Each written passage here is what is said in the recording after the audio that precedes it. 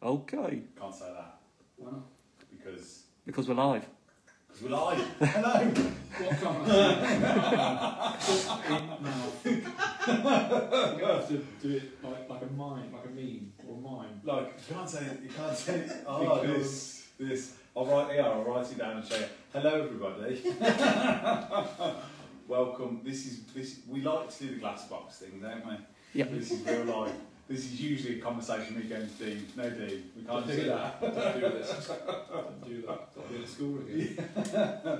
Absolutely. So this is we used to keep track of numbers, didn't we, Joe? But it's like you at some point you stop keeping track of numbers. Oh, what number catch up it is? Yeah. Episode.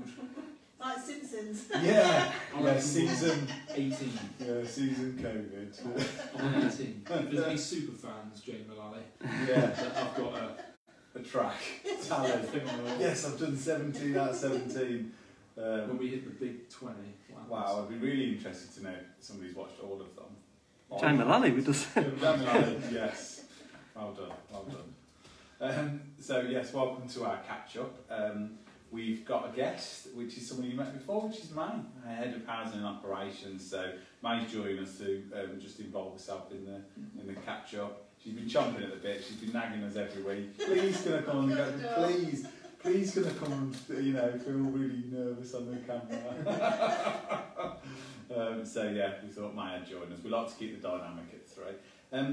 This is our second one from the new office, but this is a different location. Jerry likes to mix it up every time and have, even if it's just a different angle. So yeah, we're in our. Is this officially the boardroom? Yes. This is officially the boardroom. This is it. / media room. / meeting room. / meeting room. Yeah. / lunch room. Yeah. But it's a nice space. We're getting it there now, which is good. We've got our board meeting tomorrow actually, so it's nice that it'll be ready for that. We've got a nice TV which is going to go on here, so we can see things. I'm getting to an age now where my eyes aren't working so well, so we need a big TV for me to be able to read anything on there. Big enough. Yeah. We've gone for a nice big one, Amazon Prime special. The only problem is they just don't deliver it on time. So it's not Prime now, is it? It's Prime tomorrow. So normal format, wins, challenges, and we actually have a question this time, a real live question from somebody, not just questions that Joe's made up. This is a question from Joe Lee. No, this is from. Do we want to go for the question first? Mix it up. Well, that's well. Yeah, let's go for the question first. So this is from. Can we say who it is? Yeah. Yeah. So this is from Richard McDonald. Hello, Richard. And Hi, thank Richard. you very much for asking a question. Richard is a landlord. Well done, first of all, and wants to know top tips on the first steps to move into social housing, particularly around contact strategies, etc. This is actually a question that we get asked quite a lot, and the first question I ask back is, why would you want to get into social housing? That's probably what I would ask. And if it's usually if they come back and say because I want to make a difference to people, I'll go fantastic, and we go into the sort of social housing route. If you want to go into it to make more money, or to have a less involvement, or to get a passive income, it probably isn't the right route, is what I'd say to those people.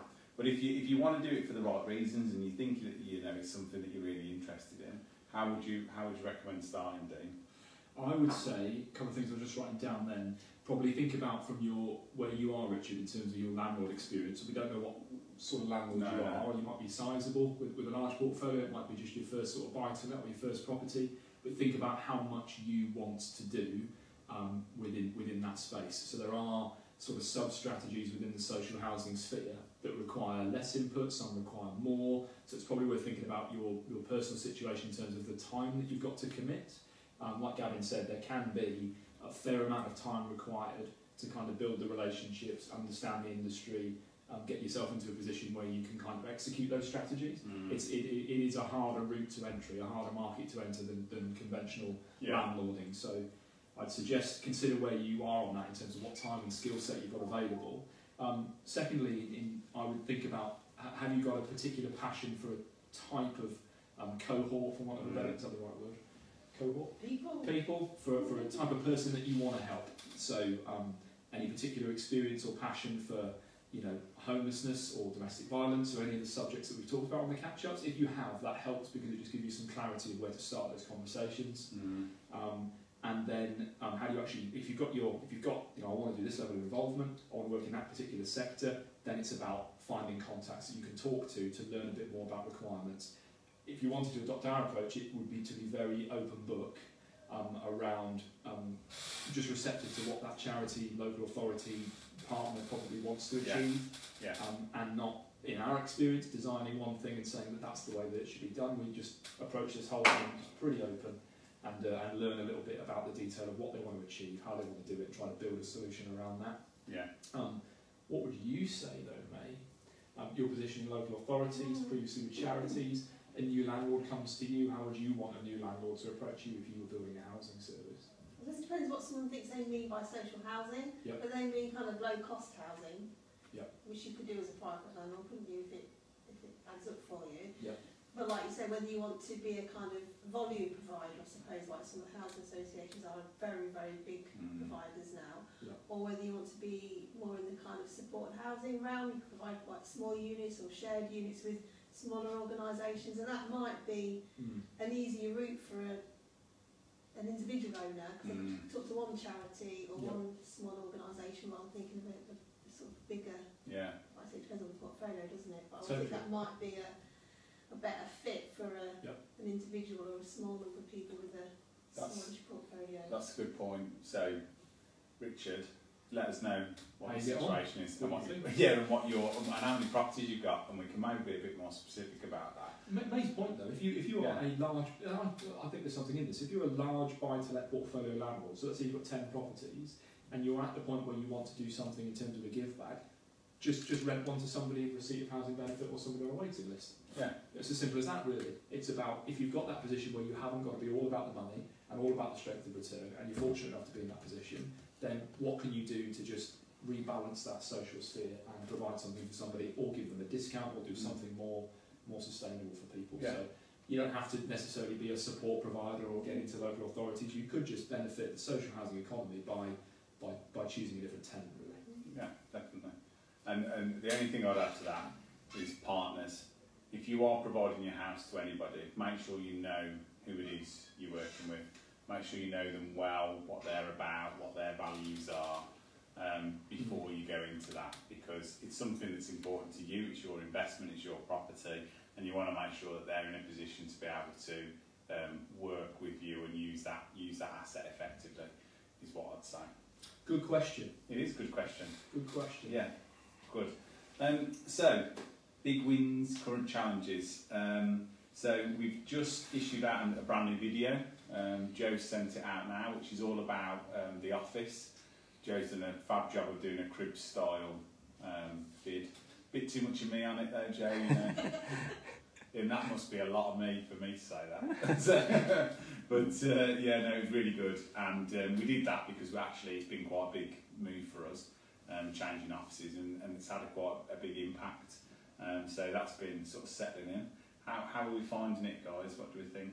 The office? Yeah, good. I'm an office fan. I like to go to a place to work. I can work from home if I want to, but I like to be here. We had a really good day, might have been Friday last week, when we had almost all of the team in at one point. Yeah. Socially distanced, masks of course, all the required protocol. But it was nice to have everybody in here and have that little buzz of people just having those conversations. Yeah, dynamism was really good. So we were lucky to grow in that atmosphere and to have it at a larger scale. I think is really good. Yeah. So yeah, feel free to watch the video, subscribe to YouTube, and you'll be able to access all our videos on there then. And there's some. It would be good actually if you wanted to sort of go through any questions, like if you do have questions like how do you get into housing, all those sorts of things. There's quite a few videos on there that talk a bit more about the basics in terms of some of our earlier videos, so it's worth a look.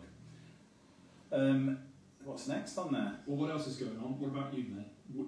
Wins, any successes over the past couple of weeks that stand out for you? I feel like the team's really coming together. I think with the new recruits, obviously very recent last week, but like I say, the pace we're in, but the way we're starting to work together within tiny teams and making decisions together, how we're sort of moving forward with more of a sort of collective way of deciding what to do and how to do it, having people leading on things that aren't necessarily kind of hierarchical. Yeah. I think people are starting to form really good relationships and coming together, so I feel like things feel like they're knitting. Yeah. Well. Yeah. I like that. I like those conversations. I like to just listen out, not listen to what anyone's saying. I like to peek through my little hatch. No, but it's really nice because you hear that going on, and that's what I like about everybody being together in the offices you do here. And we were talking about this the other day, weren't we? Is like culture of an organisation. It's really difficult to define, but you can almost hear it in how people are interacting. I like that. On that note then, May, who has joined us? We have Izzy, our new apprentice, who's working with Rachel in the operations team, so she's doing a great job settling in already. And we've got Chantal, who started on Monday as a housing officer, a really, really strong member of the team, raring to go to get out there doing visits herself, but obviously shadowing Oliver at the moment and doing sign-ups, property visits, getting to know our processes, but already asking really, really good questions, making suggestions. Yeah, it's going really, really well. And just as commentary goes into tier 2, it's their first week. Yeah. Just really helpful. Isn't it? What was nice is I've sort of just drifted by, meandering around as I do, just listening to people. And I've asked them both, how have you got on? And they said, everybody's so nice, everybody's so welcoming. And I think that's great. So well done team for being so friendly and welcoming to everybody. And I think that's why the guys fit in, is because they're just the same sort of personalities. So yeah, that's nice to hear. What's next? What about, we've got a new contract customer, I suppose, a county council. I don't want to give the name away, but do you want to talk about that? Because so we've been asked to support a local county council with some housing for young people, and that's I don't want to sort of go into too much detail about it, but where that's really helpful is we're doing something which is going to be make a big difference for the young person in terms of the type of property and the environment they're in, but is also going to make a big financial difference to the county council. So we're always looking for opportunities to be able to do something that makes a multiple set of differences. When we think about what we're doing in terms of the temporary accommodation for local authorities, it's not just about saving money, it's about actually improving the overall quality of the properties that we provide.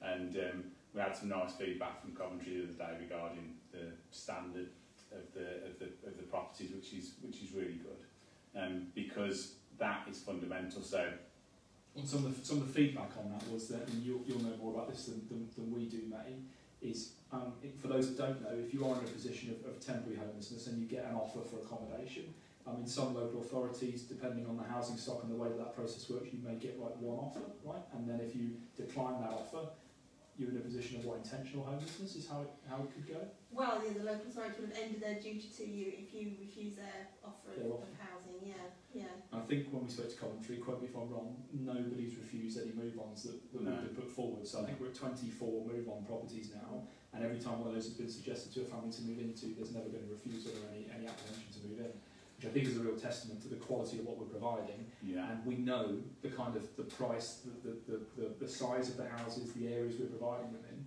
and it's a model that seems to be working really, really well. So we've always hoped that would be the case, because it's sort of a little jab to social housing providers around increasing that quality and making sure that that's something really nice to move into. There are larger social landlords out there where your move on offer might be into a property that needs redecoration, there doesn't have any carpet, doesn't have any furniture, and obviously those are things that we think are important to people to make that transition smooth. That's a real positive that they're happy with the service and that we're on schedule with doing that. In a market at the moment that is out of control, really, in terms of just pressure in the market, and you're seeing this all over the place. You've only got to Google it, have a look on BBC News, have a look on some of the housing websites, and the demand in the market at the moment is incredible.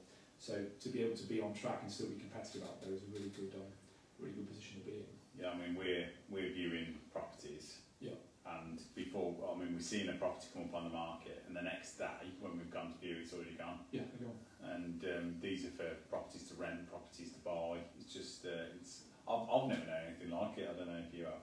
No. Well, we've been landlords that long. No. Well, 10 years is fair amount of time. Yeah, maybe. Yeah. So it's pretty scary really how quickly the market's going on.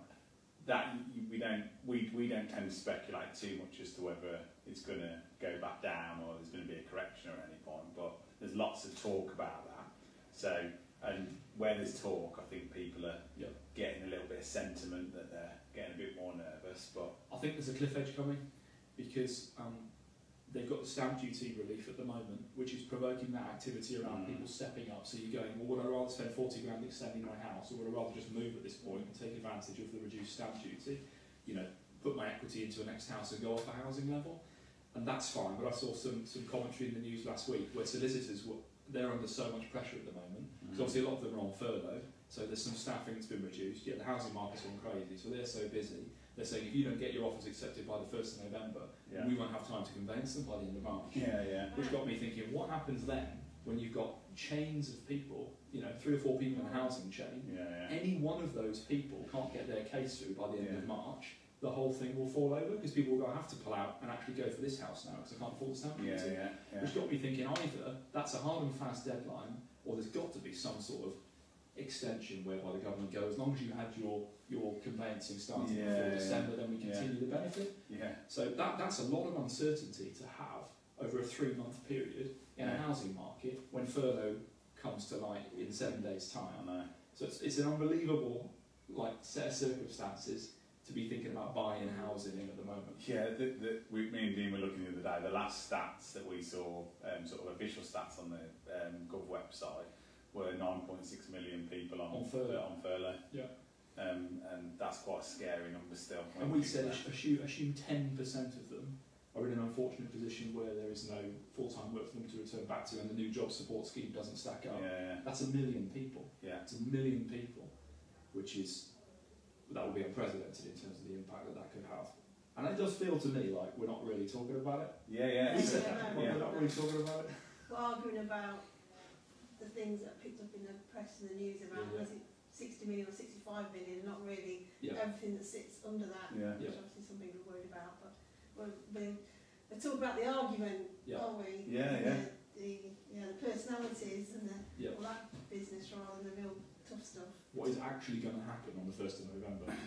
And we were talking about what a company's going to do. Because no one's going to want to be the first no one's going to want to be the British Airways and go, unfortunately, we're letting 5,000 cabin crew go. No one is going to actually want to be that. No.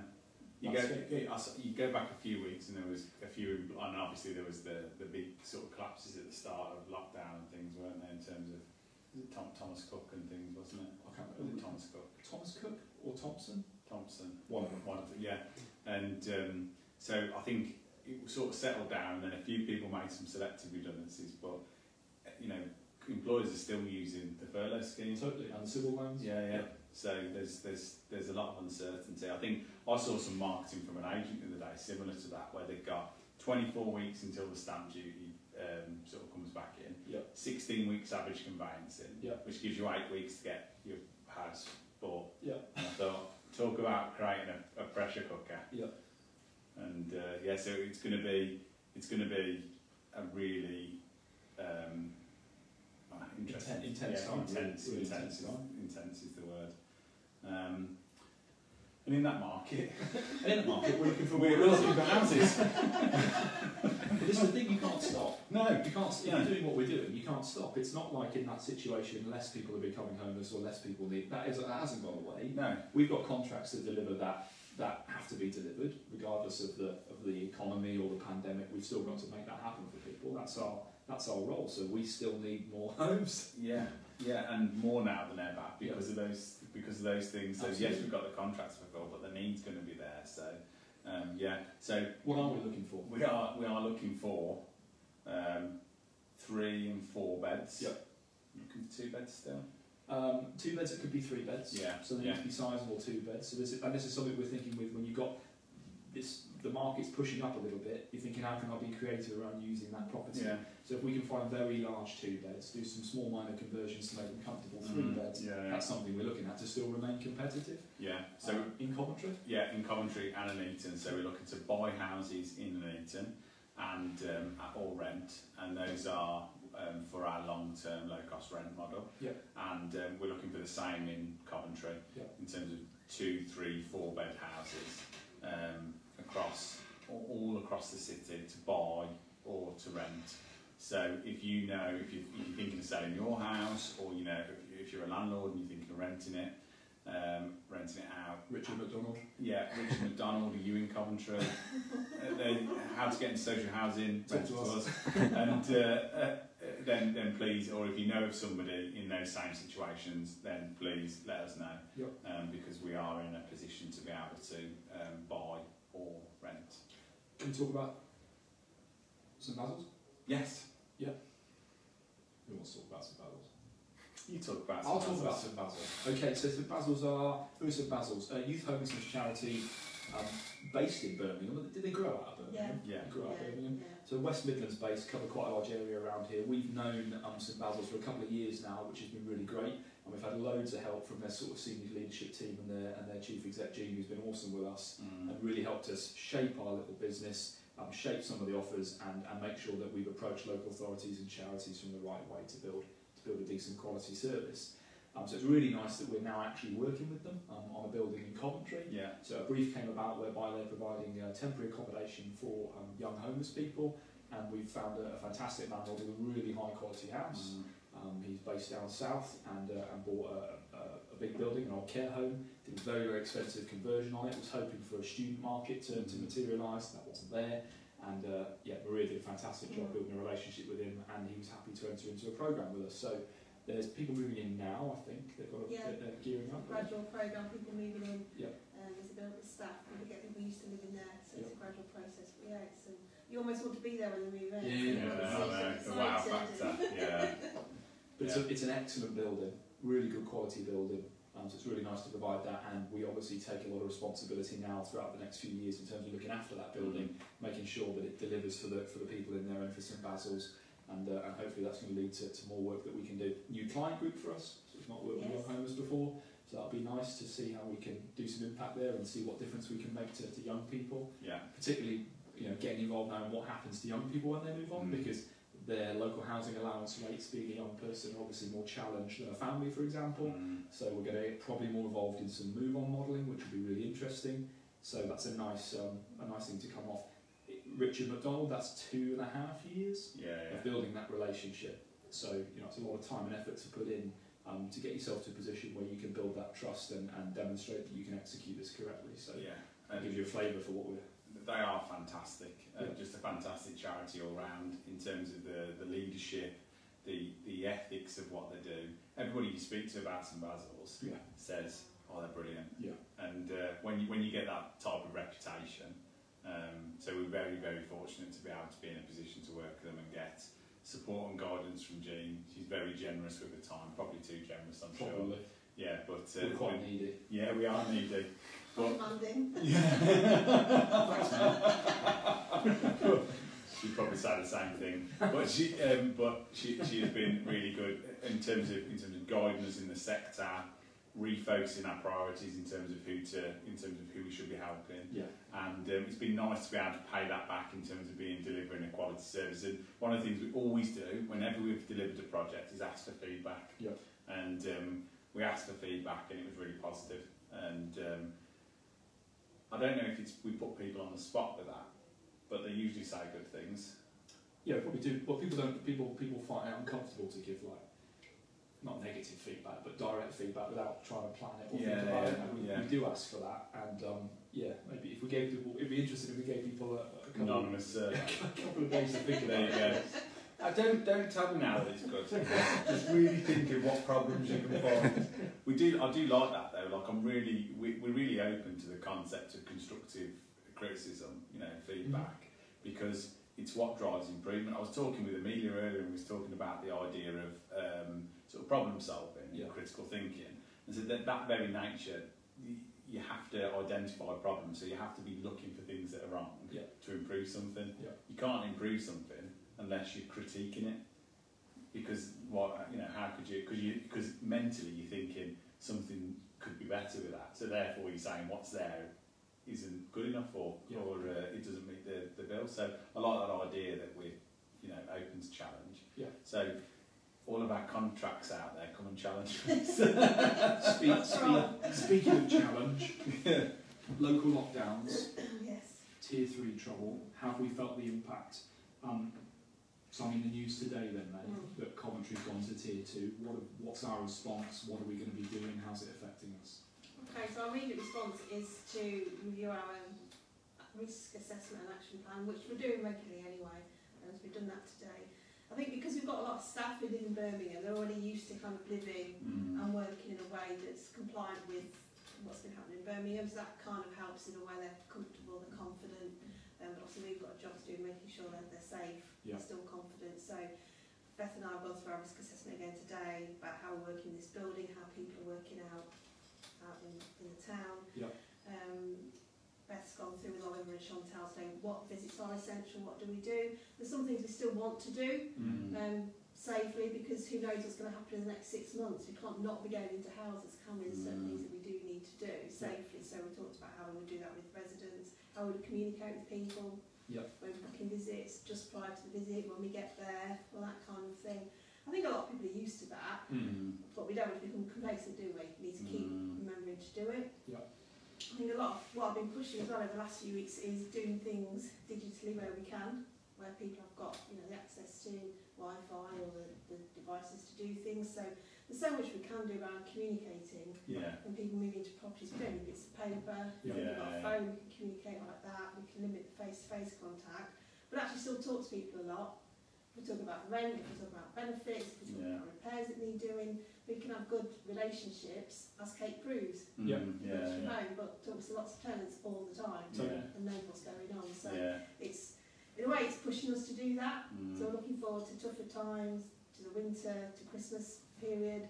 We need these things in place now. It's easier, so we're ready for them. Reasons. So it's testing us, but it's a good test, really, isn't it? We're so lucky, though, fortunate, I guess, to have that attitude as a company, as a team, because it can be very overwhelming, and it can be a position of fear or concern or whatever, but ultimately you're absolutely right. Tenants are living in the properties. We've got a responsibility for those tenants, so it's about how can we still do what we can do.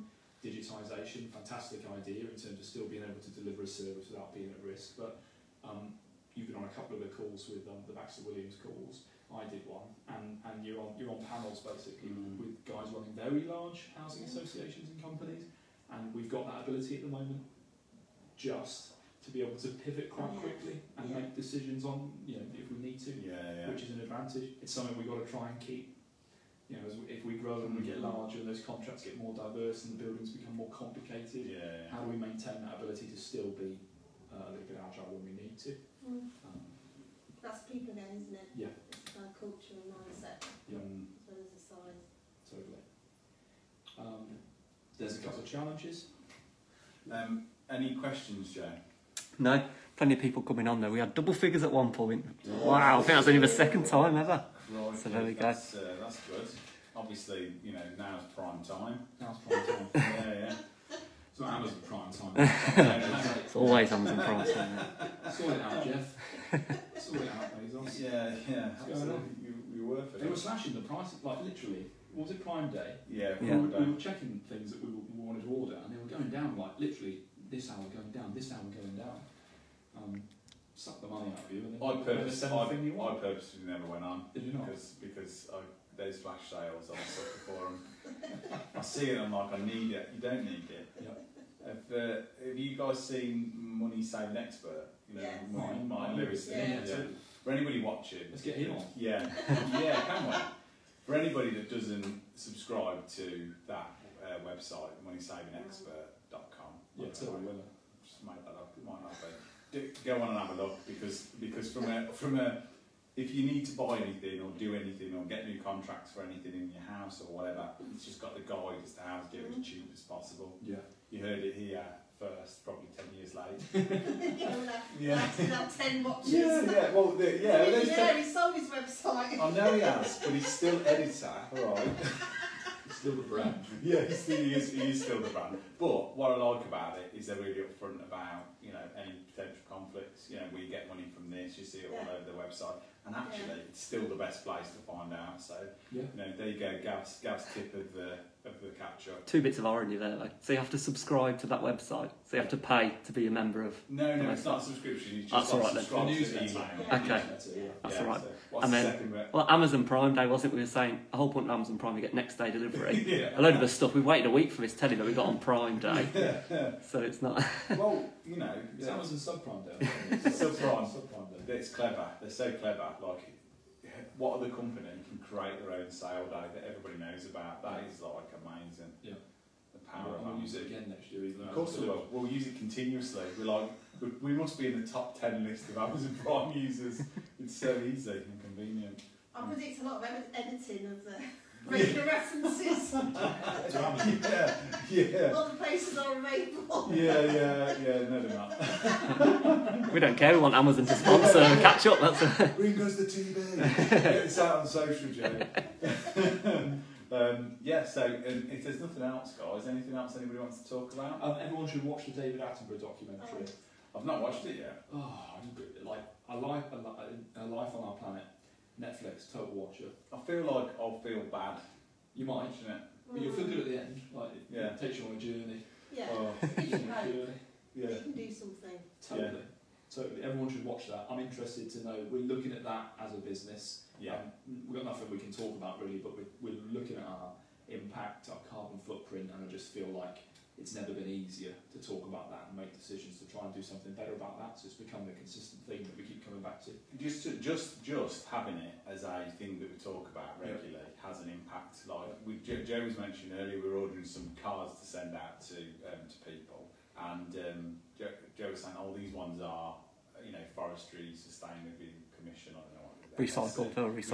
Recycled paper. Yeah. Like we'll use them, and I was like, absolutely, 100%. Yeah. And that comes from we're talking about things all the time. It just becomes a consideration, another thought process of, we've got to take into account the environment in any decision we make. Totally. So talk about it with your friends. Watch the documentary. What I'm interested in from a property people, I don't know how many property people watch this, is how are we doing that as a landlord? What are your choices? What are your options? What things can you do with it? Because you provide the house and then the tenant moves in there and you kind of palm off all of that carbon responsibility to your tenant. But there are things you can do as a landlord. There are measures you can take and technologies you can use and practices you can adopt. So I don't know what they are. They're not as easy to do. Recycling your milk bottles is easy. There's some things you can do in terms of structural setup that are quite easy. So if you're fitting out a house, if you're refurbing a house ready for tenants to move in, you can put the water savers in the low flush toilets. Right.